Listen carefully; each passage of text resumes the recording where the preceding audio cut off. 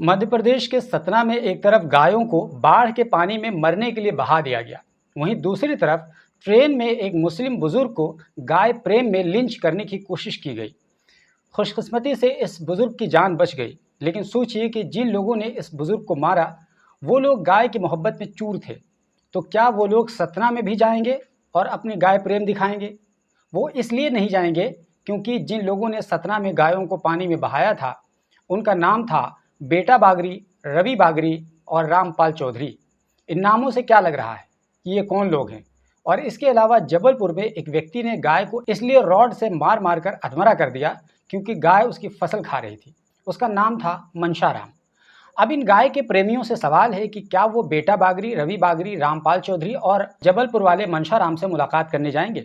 वो हरगिज़ नहीं जाएंगे, क्योंकि उन्हें गाय बचाने में कोई दिलचस्पी नहीं है। उन्हें अगर दिलचस्पी है तो केवल गाय के नाम पर हिंसा करने और अपराध करने में और किसी दाढ़ी टोपी वाले या उर्दू नाम देखकर व्यक्ति को पकड़कर मारने में दिलचस्पी है।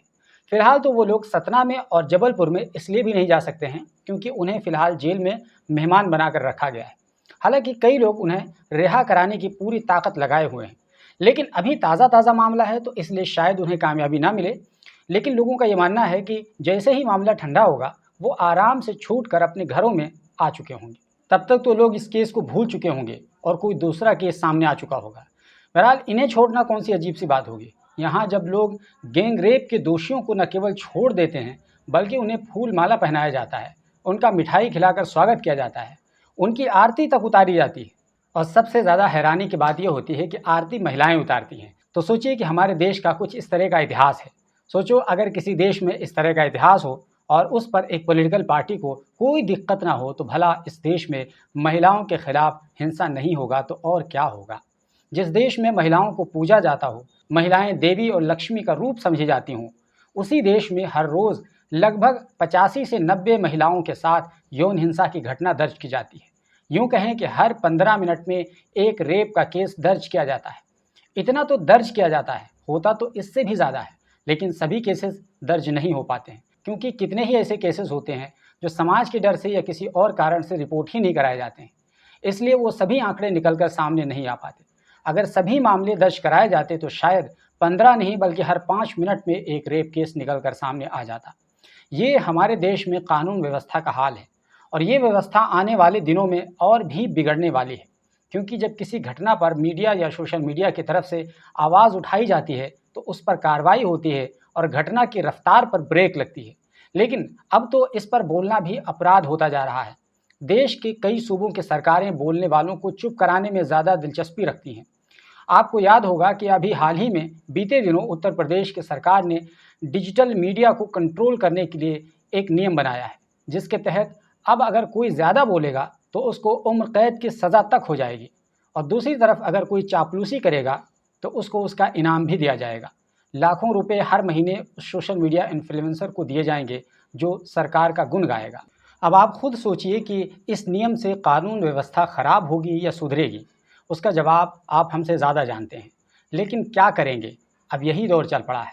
आम लोग भी उसी पार्टी को वोट देते हैं जो उन्हें खूब चतुराई के साथ हिंदू मुसलमान के नाम पर बेवकूफ़ बना लेती है, और फिर जब उसी वोटर के साथ या उसके घर की किसी महिला के साथ कोई घटना हो जाती है तो वो वोटर उस समय रोता है और चाहता है कि कोई उसकी आवाज़ उठा दे। जब पुलिस थाने से उसको भगा देती है धक्का मार के और उसका केस गंभीरता से नहीं लेती है तो फिर यही व्यक्ति रोते रोते कहता है कि हमारे साथ अन्याय हो रहा है। अब इस मासूम या यूँ कहें दुष्ट व्यक्ति को कौन बताए कि तुमने जब वोट किया था तो हिंदू मुसलमान के नाम पर वोट किया था, तो तुम अब अच्छे कानून व्यवस्था की उम्मीद क्यों कर रहे हो? उस समय जब किसी अब्दुल की चूड़ी टाइट हो रही थी, किसी शहजाद के घर पर बुलडोज़र चल रहा था, तो तुम मंद मंद मुस्कुरा रहे थे। तुम सोच रहे थे कि तुम्हारा नंबर नहीं आने वाला है। तुम्हारे अंदर की नफ़रत ने तुमको इंसान नहीं बनने दिया था और आज तुम रो रहे हो। याद रखो कि नफ़रत बेचने वाली सरकारें तुम्हें कुछ नहीं देने वाली हैं। वो तुम्हें और तुम्हारे बच्चों को केवल अपराध करने की छूट ही देने वाली हैं। इससे ज़्यादा कुछ भी नहीं है। बस इतना होगा कि वो तुम्हारे खिलाफ़ कठोर कार्रवाई नहीं करेंगी, और अगर कर भी दिया तो जल्दी से रिहा कर दिया जाएगा, लेकिन अगर मिलेगा तो केवल अपराध करने की आज़ादी। वैसे बुलडोज़र से याद आया कि शायद अब किसी अब्दुल के घर पर चलने वाले बुलडोज़र को देखकर नफ़रत के पुजारियों को मज़ा ख़त्म होने वाला है, क्योंकि सुप्रीम कोर्ट ने आज बुलडोज़र जस्टिस पर कड़ी आपत्ति जताते हुए सवाल कर लिया कि एक घर को सिर्फ इसलिए कैसे गिरा दिया जा सकता है कि वो किसी मुकदमे का आरोपी है, या फिर चाहे वो किसी मुकदमे का मुजरिम भी क्यों ना हो, तो उसका घर क्यों गिराया जा रहा है। आपको बता दें कि इस वक्त बुलडोज़र से घर गिरा देना एक फैशन सा बन गया है, और ये फैशन बीजेपी की सरकारें एक दूसरे की देखा देखी अपना रही हैं। शुरुआत यूपी से हुई थी, और देखते ही देखते खुद को कट्टर हिंदू की सरकारें साबित करने के लिए कई सारी बीजेपी की सरकारें करने लगी हैं, क्योंकि इस काम से एक समुदाय को सबक सिखाकर हिंदू मेजोरिटी वाली कम्युनिटी को खुश किया जा सकता है, और इसी बहाने उनका वोट हासिल किया जाता है, और ये फार्मूला काफ़ी कामयाब समझा जा रहा है। बाकी इकॉनमी जाए भाड़ में, सेफ्टी और सुरक्षा जाए भाड़ में, रोज़गार जाए भाड़ में, पॉल्यूशन और गंदगी को साफ करना जाए भाड़ में, देश में तरक्की का जो भी संसाधन हो सकता है वो सब भाड़ में चला जाए। उन्हें बस इस बात से मतलब है कि उनका वोट बैंक किस तरह मजबूत हो सकता है, किस काम से मजबूत होगा। तभी तो अभी एक रिपोर्ट सामने आई है कि इसी भाड़ में जाने के चक्कर में भारत के 4300 करोड़पति भारत छोड़कर जाने वाले हैं, और ये इसी साल 2024 का आंकड़ा है।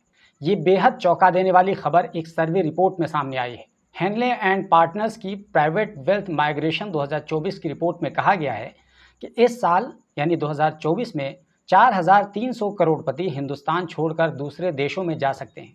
भारत छोड़ने वाले करोड़पतियों की पहली पसंद यूएई होती है, उसके बाद अमेरिका, कनाडा और ऑस्ट्रेलिया होती है।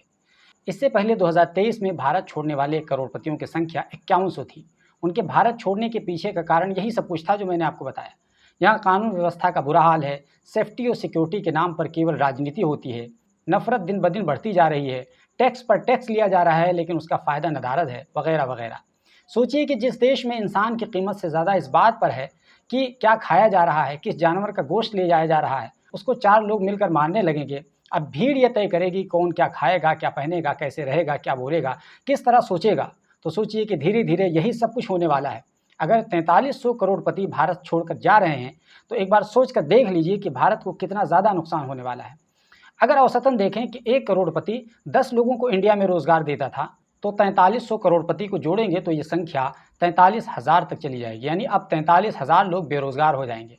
और इस पर तमाशा ये होगा कि विदेशी कंपनियां जो भारत में आकर अपना सेटअप लगा सकती थी, संभावना थी, वो नहीं लगाएंगी, क्योंकि उन्हें यहाँ असुरक्षा का माहौल लगेगा। और इसी तरह होता है नफ़रत के खेल का साइड इफ़ेक्ट, और इस साइड इफ़ेक्ट को सभी को झेलना पड़ता है। बाकी नेताओं का क्या, वो तो कुर्सी लेकर मज़े कर रहे हैं। झेलना आपके बच्चों को है। उनके बच्चे भी आरामदेह माहौल में पढ़ाई कर रहे हैं, यहाँ या तो इंडिया में होंगे या फिर विदेश में होंगे, उन्हें कोई दिक्कत नहीं होने वाली है। हमें और आपको ही सोचना है। और अगर यही हाल रह गया तो वो दिन दूर नहीं है जब बेरोज़गारी सैलाब की तरह आएगी और पूरे समाज को नष्ट करके चली जाएगी।